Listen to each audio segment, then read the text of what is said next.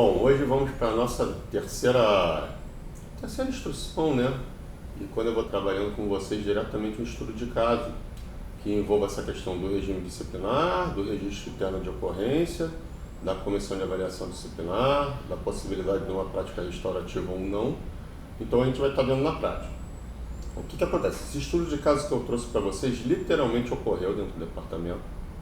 Algumas coisas eu alterei, né, do desdobramento para uma questão tanto quanto pedagógica mesmo, né, no sentido da gente ver as diversas possibilidades desse trabalho. Mas a ideia é essa mesmo, né, ter uma visão prática da coisa, tá?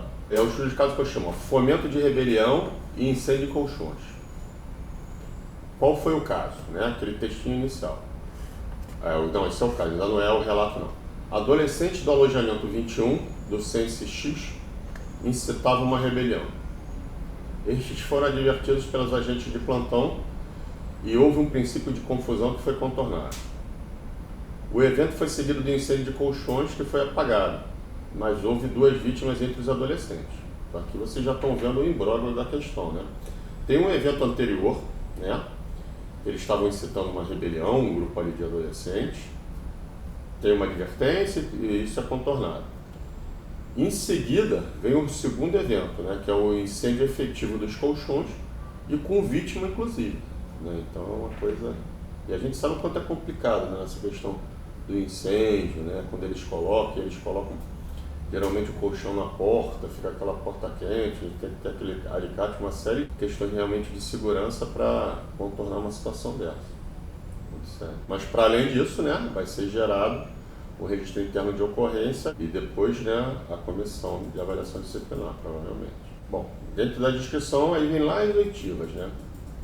Aí eu botei aqui o nome, um fictício, né, usei meu nome, seria o agente André, o comunicante.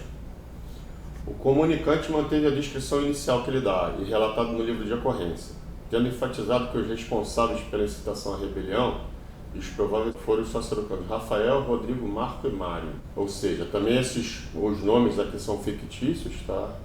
Mas efetivamente teve 4 sacerdotes envolvidos na questão. Eu vou ler para vocês. Isso que está lá no registro interno de ocorrência, naquele texto inicial. Inclusive estava no livro também. Por volta das 19 horas, os agentes do Sense Tal X, ao passar pelo corredor de acesso à unidade, visualizaram alguns adolescentes do alojamento 21 incitando os demais adolescentes da galeria a fecharem uma rebelião. O plantão, com apoio dos agentes do plantão tal, entrou no alojamento para verbalizar com os adolescentes. Iniciou-se um confronto, sendo contornado pelos agentes. Aqui já tem esse primeiro tensionamento, né? Após o ocorrido, os adolescentes do alojamento 21 atearam fogo nos colchões na galeria.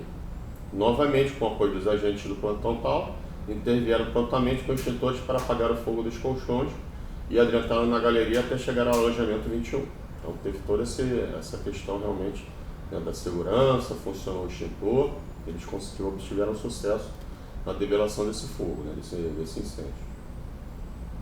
Os adolescentes Tiago e Guilherme estavam pedindo por socorro, pois estavam com queimaduras, pois não estavam fechando com os demais adolescentes. Isso aqui é uma informação bastante importante, tá? Além de estarem machucados, né, e aí estariam aqui aparecendo inicialmente como vítimas, tem essa questão de que eles não fecharam com os demais, né, dessa coação, e parece que sofreram por isso, né, entrariam como vítima mesmo. Após os fatos narrados, os adolescentes foram conduzidos ao Hospital Evandro Freire para atendimento e em seguida à delegacia para registrar a ocorrência de lesão corporal e dano ao patrimônio. É aquilo que eu falei para você.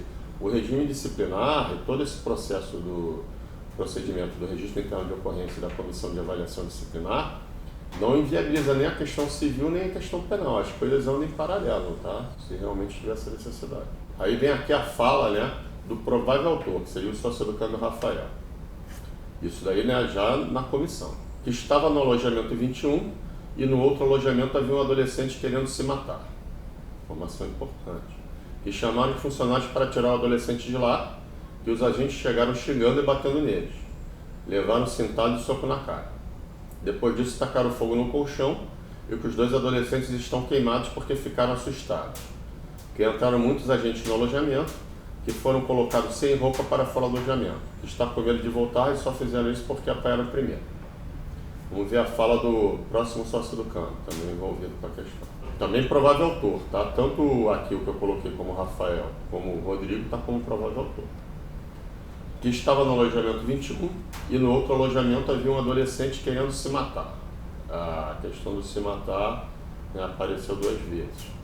E chamaram de funcionários para tirar o adolescente lá, que os agentes chegaram xingando e batendo neles. Que levaram sentado de soco na cara, que depois disso tacaram fogo no colchão. Que os adolescentes que ficaram mais queimados é porque ficaram assustados. Que entraram muitos agentes no alojamento e foram colocados sem roupa para fora do alojamento, que está com medo de voltar e só fizeram isso porque apanharam primeiro. Ou seja, é um relato que é muito próximo do relato do Rafael, do relato do Rodrigo. Aí é que aparece, né, mais uma fala de mais um provável autor, que eu coloco aqui como Marco. Antes tem o Marco, vamos lá no Marco primeiro, que são os 4 prováveis autores. Que tinha um outro adolescente do outro alojamento e que chamou o funcionário para trocá-lo de alojamento, porque ele queria se matar, mais uma vez ao reforço dessa informação. Que o funcionário xingou o adolescente e assim os adolescentes xingaram também. Depois colocaram fogo no colchão, que os funcionários chegaram batendo nos adolescentes, isso foi no alojamento 21. Que os funcionários se juntaram com os outros para bater neles, que reconhece que errou ao colocar fogo. Então ele literalmente fala que realmente colocou fogo, né? Então virou autor. Só se educando Mário, outro provável autor, que estava pedindo para tirar o adolescente que estava sozinho no outro alojamento querendo se matar. Que os funcionários já chegaram xingando os adolescentes e eles xingaram de volta. Que os funcionários entraram no alojamento para bater neles, que então queimaram o colchão em protesto. Que correram para o chuveiro para ficarem molhados na água, que não queriam fazer mal a nenhum adolescente. Que queimou o nariz e as orelhas, que foi levado para o hospital e que está com medo de voltar para o CX. Aqui eu crio, isso não está no original, uma narrativa, né, de uma defensora, né? Ou seja, não seria o caso de um servidor que tivesse assumido essa função, né? Aí como se coloca aqui a Fernanda, esse personagem que eu criei aqui. E nesse sentido lúdico mesmo, né, da gente trabalhar essa questão desse estudo de caso. Os fatos narrados são graves, em especial a provocação de incêndio no alojamento através da queima do colchão. Contudo, saliento que os 4 adolescentes envolvidos no ato relataram que não tiveram a intenção de machucar nenhum dos 2 adolescentes que foram vítimas de queimaduras e não participaram do ato. Também é importante levar em consideração que o ato incendiário foi resultado de um protesto por terem sofrido uma violência anterior.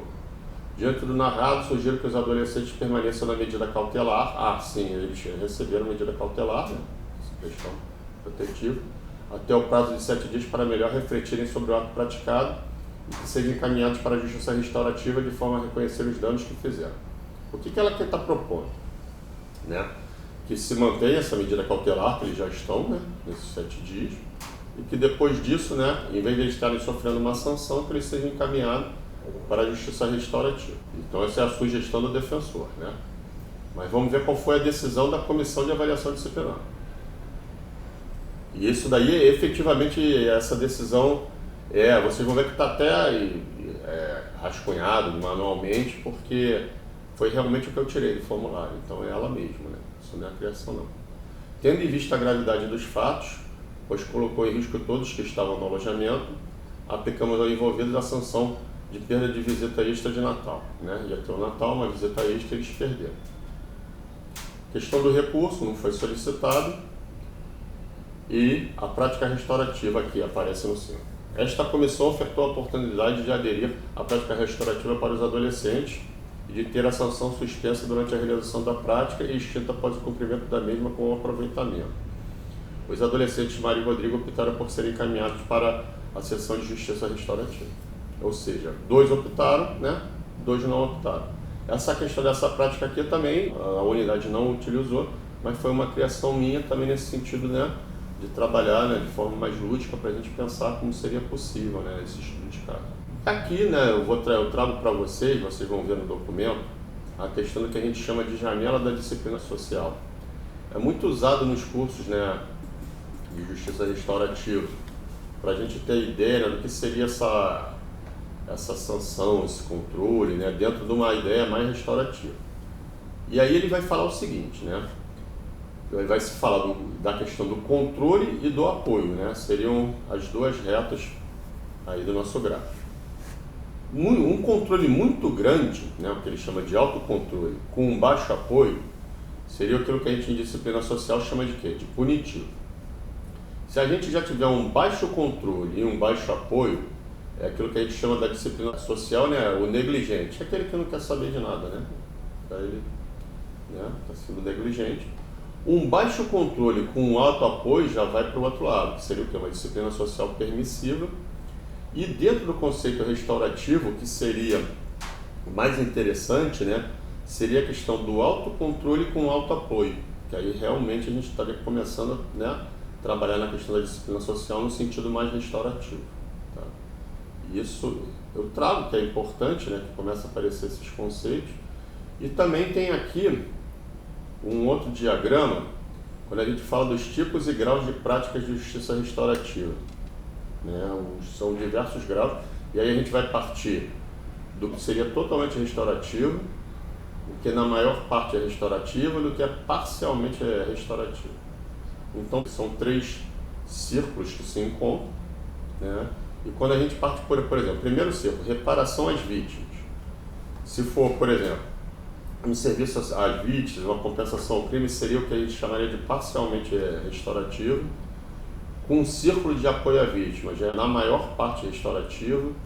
Tiver uma restituição às vítimas, mediação entre vítima e transgressor, disciplina positiva, conferências sem vítimas, comunidades terapêuticas, ou seja, tudo isso está entrando nesse conceito da maior parte restaurativa. Uma questão plenamente restaurativa, e aí pegando o círculo da reparação às vítimas, da reconciliação por comunidade de assistência e responsabilidade do transgressor, ou seja, quando eles se encontram realmente os 3, seria a questão dos círculos de paz, conferências de grupos familiares e as conferências restaurativas. Ou seja, o que eu quero colocar para vocês aqui então é isso, né? Que vocês vão ver, e aí é importante realmente olhar o diagrama, como isso está operando para ter essa ideia realmente já dessas práticas restaurativas. Então eu fico por aqui, né?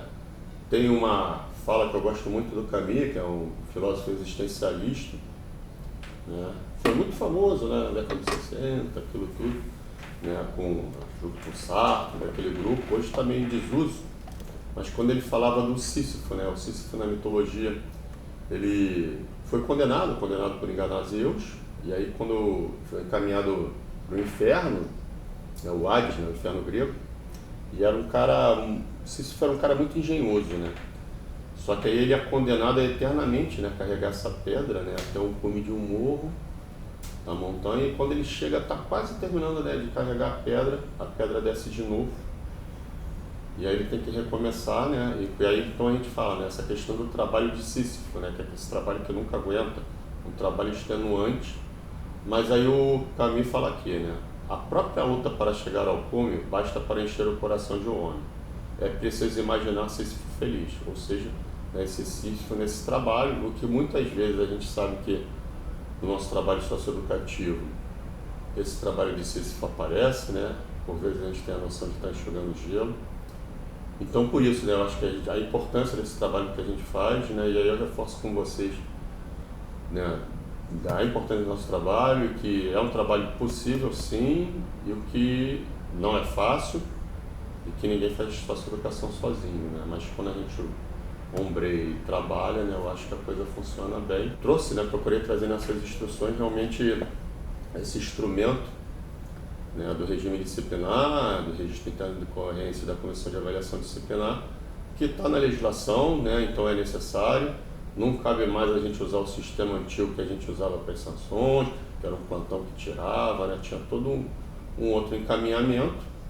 E aqui também fica uma questão, né? É muito comum a gente ver um servidor do DEGASE, e mais especificamente os agentes de segurança socioeducativa, falando que assim, na SEAP, o policial penal tem o poder da caneta, porque a gente sabe que o preso quer progredir na pena, e aquela, né, a anotação ali vai prejudicar ele nessa progressão. O sistema socioeducativo não é assim. Só o que eu coloco aqui, que essa questão desses registros internos de ocorrência e nessas encaminhações para o CAD, isso acaba sendo, né, anexado ali ao pai do adolescente, ele vai seguir na pasta dele, as fichazinhas têm todas essas questões. Então é uma coisa que começa a aparecer, mas é claro que sim, a gente sabe da questão da necessidade de girar o sistema, né, que a gente tem que manter essa lotação em 100%, E aí tem a central de vagas, e acaba, né, talvez ele não ficando tanto tempo quanto deveria, mas aí é outra questão que a gente entra, né, e a gente trabalha aí para ter mais unidade, tem o tema de ajustamento de conduta, então é uma série de trabalhos, mas é isso, então aí eu agradeço a atenção de todos, e aí, até a próxima.